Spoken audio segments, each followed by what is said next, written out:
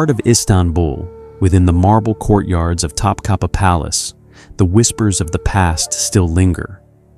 Here, power once wore the scent of roses and betrayal. Here, two women, Hurrem Sultan and Mahidevran Sultan, crossed paths in a battle that would not only shape the fate of Suleiman the Magnificent, but alter the course of the Ottoman Empire itself. Their story is one of love and loss, ambition and downfall, a rivalry carved into history's most glittering empire.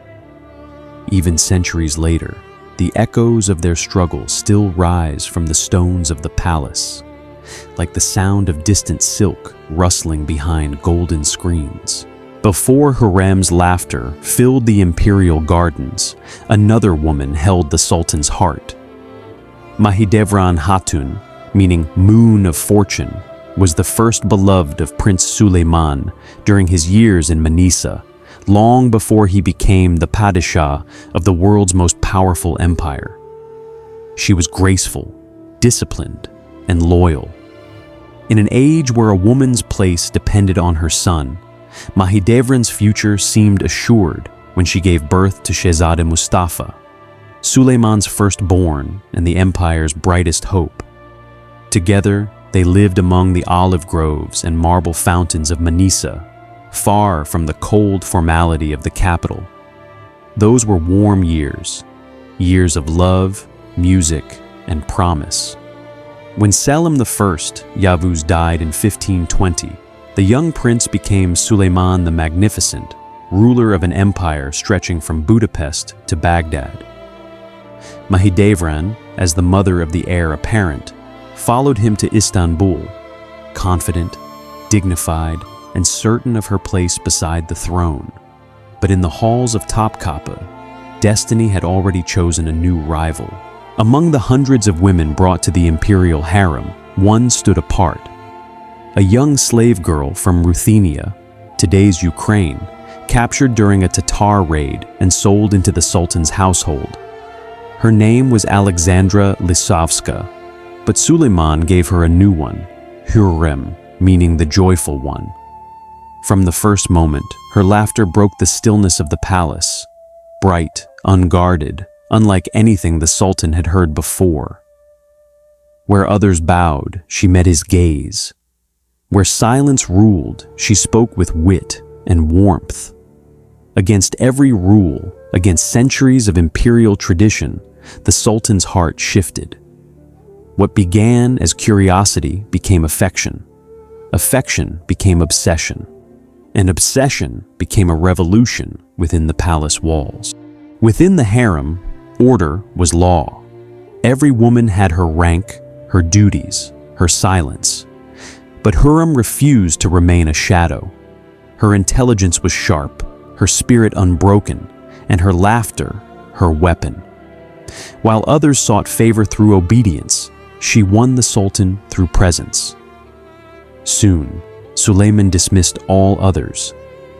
The favored concubine, once unquestioned, now watched her place crumble. Mahidevran, who had been the symbol of stability, now stood in the storm. Her son Mustafa was still the heir, but hearts were shifting.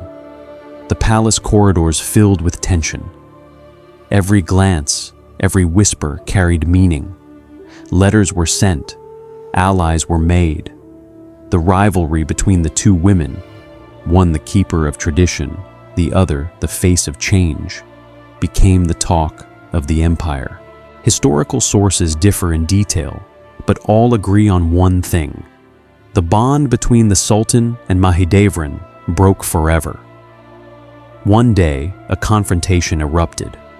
Words turned to fury, and according to chroniclers, Mahidevran struck Hurrem. Whether true or exaggerated, the effect was irreversible. Suleiman, furious, distanced himself from his former love. Hurrem's influence only grew. Over the years, she bore him sons. She became Haseki Sultan, a title no concubine had ever held before. In a shocking move that defied 6 centuries of Ottoman custom, Suleiman married her, a royal marriage to a former slave. the empire was stunned. The balance within the palace shifted forever. Mahidevran, once the sultan's moon, now found herself eclipsed. Her only light left was Mustafa, the prince, beloved by the army, admired by the people. But even that light would dim. The Ottoman Empire was not ruled by men alone. It was shaped by the invisible hands of women and advisors. Behind every decree, a whisper. Behind every campaign, a letter. Hurrem was no longer merely the Sultan's companion. She became his confidant, his political ally, his counselor. She corresponded with kings and queens, advised on diplomacy, and influenced appointments within the divan. Her partnership with Rustam Pasha, her son-in-law and later Grand Vizier, strengthened her network within the state. Mahidevran, meanwhile, retreated with her son Mustafa to the provinces, where he served as governor, a customary step for princes preparing to rule. She was far from power, but not forgotten. In the barracks and bazaars, Mustafa's name was spoken with reverence. The Janissaries adored him. The people hoped for his reign. And in Topkapi, that very loyalty began to look like a threat. As years passed, Suleiman aged into a ruler surrounded by intrigue and uncertainty.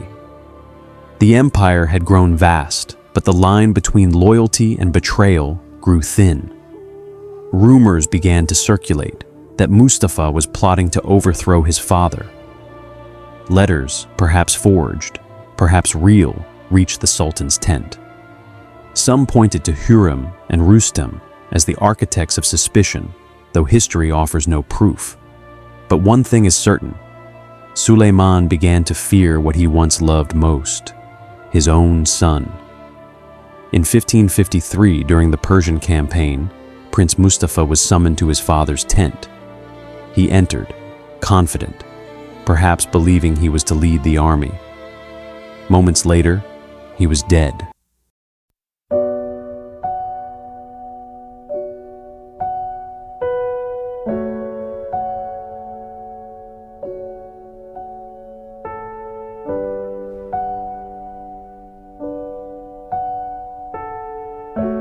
After Mustafa's death, Mahidevran withdrew to Bursa, near her son's tomb. The woman who had once held the Sultan's heart now lived in a quiet poverty, far from the shimmering palace she once called home. Hurrem, meanwhile, remained at the height of power. Her sons, Mehmed, Selim, Bayezid, and Cihangir, carried her ambitions forward. She funded mosques, charities, and schools. Her influence touched every corner of the empire. But even she was not untouched by grief. Her beloved son Mehmed died young. Cihangir followed soon after, and her health declined. In 1558, Hurrem Sultan, the woman who had defied destiny, passed away in Istanbul. Suleiman buried her beside himself, a privilege no concubine had ever received. Her tomb still stands beside his, under the shadow of the Suleymaniye Mosque, the masterpiece of Mimar Sinan. Mahidevran outlived them both. In the silence of Bursa, she tended to Mustafa's grave until her own death in 1581.